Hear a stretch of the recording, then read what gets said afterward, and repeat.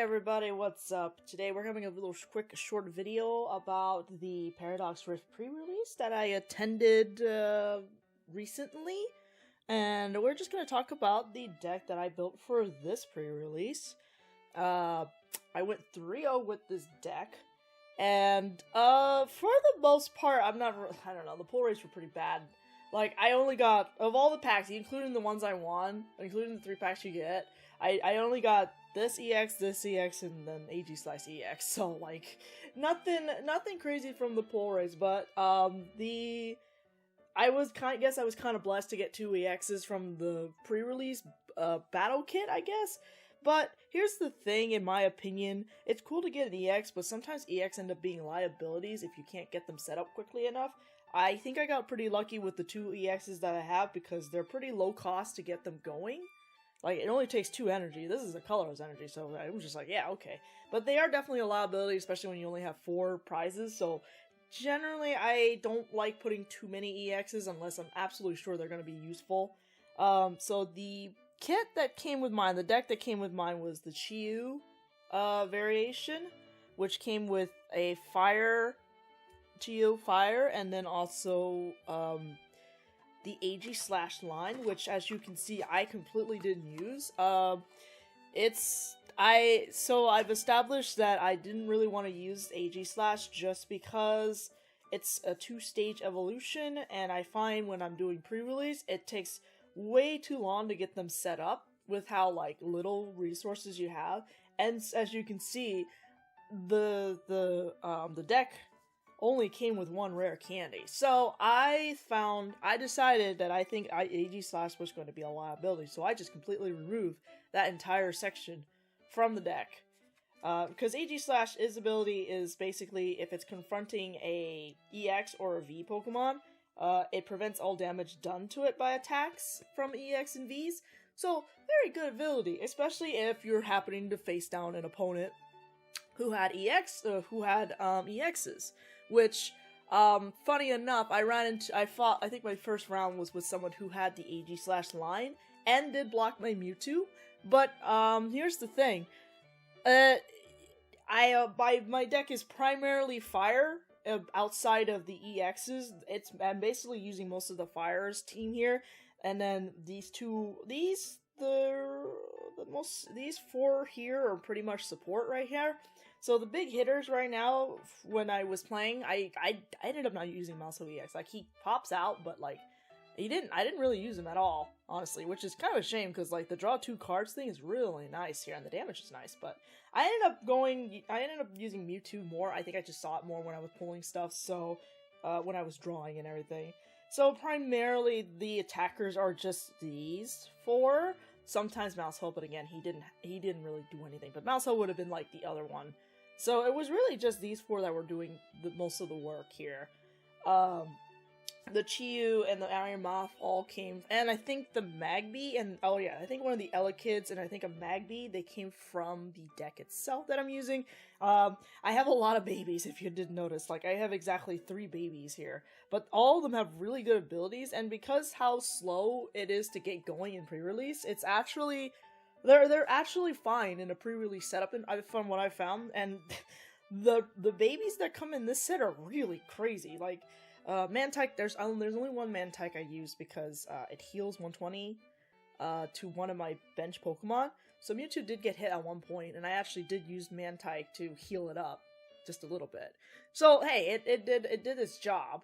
Elekid, I have 2 of them just because it does damage to one of your opponent's Pokemon. So it doesn't even have to be the active. It can be the bench Pokemon. So literally, this is what I was using Elekid for, and that's why there was 2, because it's, if I went second, which I went second every time, which, in my opinion, going second during pre-release is probably the best way to go. Unless somehow your deck is built in a weird way where you should go first, but for the most part, because of the slower format and everything, I feel like going second in pre-release is pretty nice. But yeah, if I can get Elekid at the beginning, I can just get a free hit in without using any cost, and I can move my energy somewhere else. So Elekid's fantastic. And Magby, I don't think Magby ever had a chance to shine. Scorching Heater basically,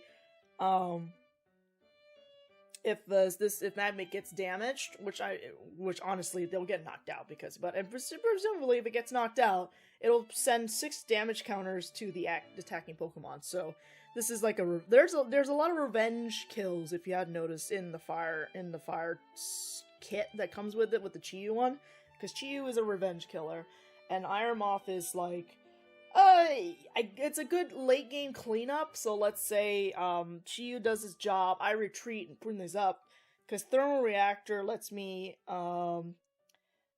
move any amount of fire energy from my other Pokemon onto Iron Moth. So basically, I would just retreat Chi-Yu, move some fire energy on Iron Moth, and usually I just need one more attachment, and then that's it. Iron Moth can get another hit in. So that's pretty much what I'm doing. So yeah, Chi-Yu is just a revenge. And then occasionally, these two basically are supposed to support each other. The only reason why I have Deoxys in here is like, well, it has one, if it's out first, I can at least hit with Side Punch. But when I get to 3 energy, at this point, I think the opponent's usually like almost pretty set up to go. So I'll just use Genome Spiral to knock it out, move all the Psychic Energy and just attach it to Mewtwo at that point. So that's pretty much what the Deoxys is for. Absol is in here because of Draw Awareness. I never used Enhanced Blade because, as you can see, I have no tools at all. No tools ever came into any of my packs. So you only had Absol just so you can draw cards. And yeah, so yeah, there is a lot of diverse different colors, but if you notice, if I had a different color, they were mostly colorless, so that way I can just utilize only Psychic and Fire energies. I have 2 Dark Energies here, which is completely useless because I'm dumb and I can't read. There are actually 2 dead cards in my deck because I couldn't read, but I didn't really have a lot of time to like build the deck. Like we had 20 minutes, and you know that's not enough time to like really shift through everything. So there are actually 2 dead cards in my deck. Unfortunately I couldn't do anything about, which is like these 2 cards here. So Professor Sada's Vitality is really nice. If I had Ancient Pokemon, because, you know, you can choose 2 Ancient Pokemon and attach basic energy card from your discard pile. And then you can draw 3 cards. That's pretty solid, right? Too bad I don't have any Ancient Pokemon. I only have a Future Pokemon. That's it. And then Life Partisan Evolution. I don't know. I just read the ability, like, Dishonest Swap. Sounds like a really cool move, right? Where, like, I can move damage counters from one of my bench Pokemon to my opponent's active Pokemon. That's pretty swell, right? Great. Too bad I don't have a Purloin, so this was pointless. These 2 cards were completely useless in my deck because I couldn't read. I have no Ancients, and I forgot that this is not a basic Pokemon. So, like, it doesn't work.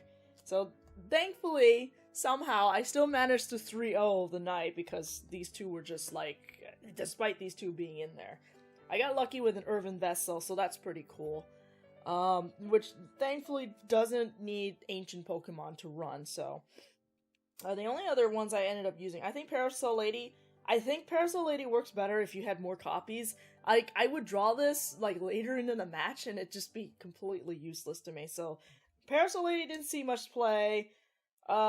These cards definitely saw some play. I never got Mela at the right time. Like, Mela was the only ones I just didn't get. But these 5 here, great. Tulips is super good.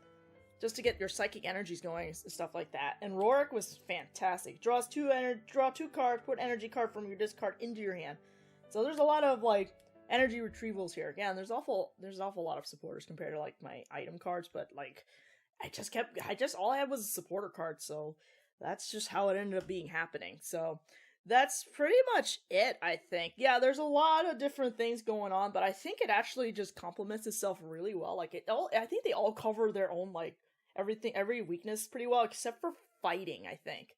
Fighting was a little tricky. My last opponent actually did have the ancient form of Magneton. I can't remember the name right now. But it was a fighting type, and that is probably the only typing that was a little spooky at the end.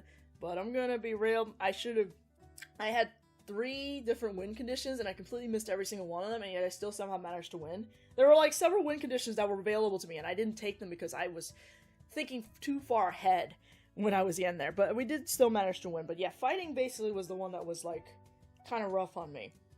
Because I fought an AG Slash deck, which was... it shuts down my EXs, but it's fine because I have fire Pokemon, and AG Slash is weak to fire, so that just kind of helps the EXs there. My next opponent was a water deck, which, well, I have a lot of fire, but that's okay. I have Mewtwo and Elekid to cover for the water.